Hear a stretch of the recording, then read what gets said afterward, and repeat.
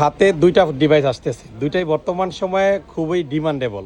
একটা luxury device 17 pro max silver colour, এটা UK variant.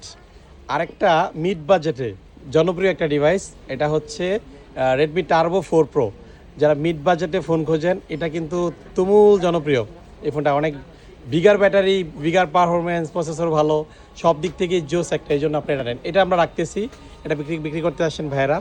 আর এটা হচ্ছে 17 প্রো ম্যাক্স। এটা ডিটেলসটা একটু বলে দিই, আমরা যখন কাস্টমারের হাত থেকে ফোন কিনি আপনাদের ডিটেলস বললে আপনাদের জন্য সুবিধা হয়, কোথা থেকে কালেক্ট করা, কত টাকায় কিনলাম। মাঝে মধ্যে প্রাইসটা বলি, আবার অনেক সময় বলি না, এটা আসলে ঠিক না প্রাইস বলা।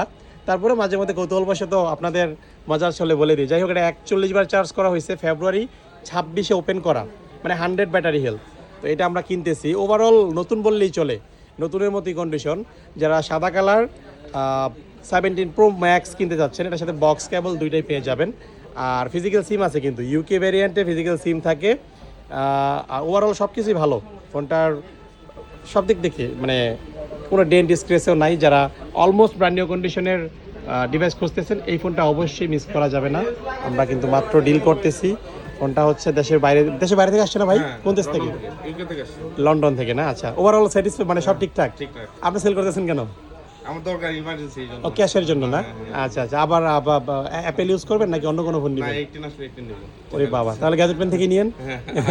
আচ্ছা ঠিক আছে, দেশ থেকে আনবো, দেশ থেকে কিনবো। ওকে ওকে, ঠিক আছে, ওকে।